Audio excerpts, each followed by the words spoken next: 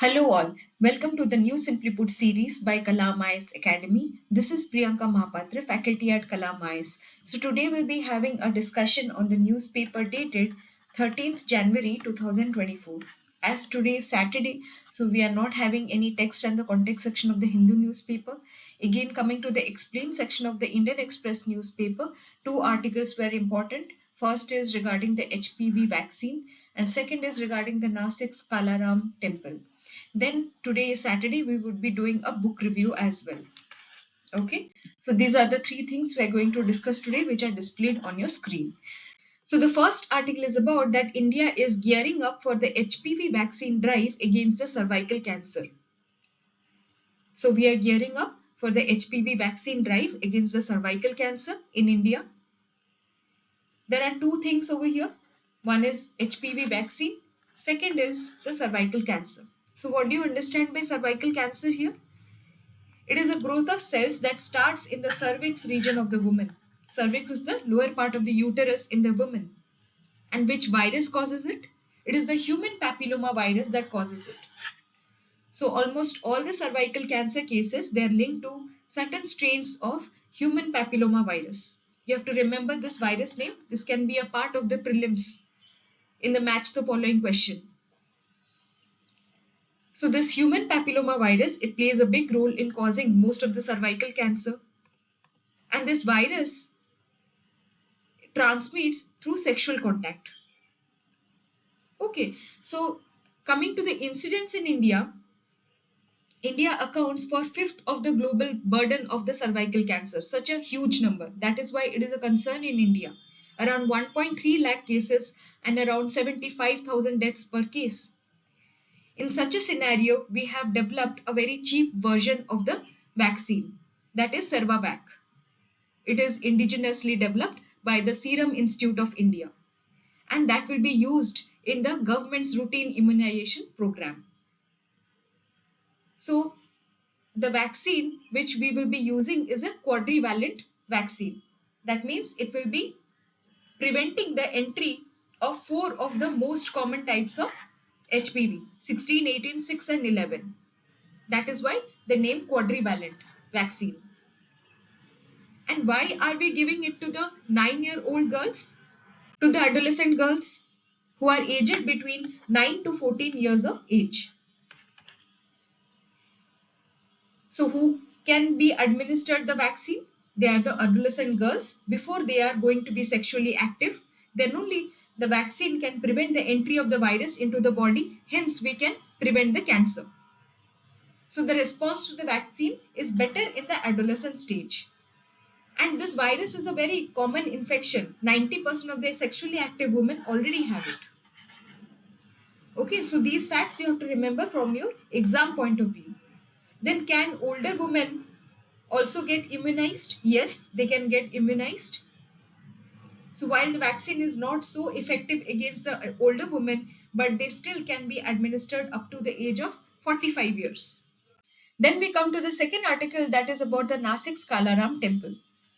So why this is in news? Because this has been recently visited by our Prime Minister Narendra Modi on Friday, January 12th. So this temple then becomes very, very important from a prelims point of view in the art and culture syllabus. So what are the details of this temple? You can see the figure over here. This is the side view of the temple, and these are the idols of Lord Ram, Lakshman and Sita. So it is a Hindu temple which is located in the Nasik district in the Maharashtra state, dedicated to the deity Rama. It is located in the Panchvati area of the Nasik district. It is located on the banks of Godavari river. So these facts you have to remember. The place, which river is associated with the temple. Many times it has been asked in the prelims examination with respect to the temple and the river associated with it. And the origin can be traced back to the Rashtrakuta period from 7th century to the 11th century. And why it is called as Kalaram Temple? Because of the black color idols over here of Lord Rama, Lakshman and Sita. Right? Hence the name. Other than the mythology, this temple is all the more important for the landmark agitation led by B.R. Ambedkar, who was demanding the temple entry rights for Dalits in that temple In 1930, B.R. Ambedkar and the Marathi teacher and social activist Padurang Sadasiv Sen or Sen Guruji, they led an agitation to demand the access for Dalits to the Hindu temple. Okay, so this is how the temple is very, very important for your exam point of view. Then we come to the book review. That is the coming wave, technology, power, and the 21st century's greatest dilemma, sounding the AI alarm. So this book has been written by Mustafa Suleiman. He is the co-founder of DeepMind. DeepMind is a pioneer AI research lab that is acquired by Google. So therefore, Suleiman offers an insider perspective on the rapid advancements in the field, in the AI field, and the potential impact on the society. He argues that the coming wave of AI and the biotech advances will wash over everything. It will replace the workers, overwhelm the national governments, and transform the businesses. So just as the internet has democratized the access to information, the AI wave will democratize the power. How it will democratize the power? It will sow chaos in the form of deep fakes. It will engineer viral pathogens and thus the pandemics. It will wage cyber warfare with the ease of crafting computer viruses that adapt on the go to prevent detection and elimination. So it will be designing such cyber warfare that will prevent any kind of detection and elimination. So look at the possible consequences and the impact on the society. So therefore, these drastic and rapid changes will be happening very quickly before we take any containment measures. So he is continuously arguing for taking the containment measures. Okay, he is continuously emphasizing on the need to regulate the AI industry before its capabilities increase exponentially.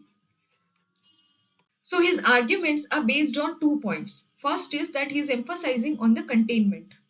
He is asking for the international cooperation, increased transparency in AI development, and to focus on human values and ethics in the technology design. This is first, that we need to contain the problem before it rapidly increases, before it goes out of our hand. And secondly, he gives a balanced perspective also. He says that the immense potential of AI is definitely going to solve the critical problems and improve our lives in the society. But also, on the other hand, he warns about the potential of AI for the misuse and unintended consequences. Right? So, this is how he has written the book. It is thus a valuable contribution to the ongoing conversation about the technology and its role in the 21st century. So this book, you can easily quote it in your GS3 answer writing. Okay, whenever you're writing any question on AI, in the answer writing also you can quote a book, mind it, and it will fetch you more marks.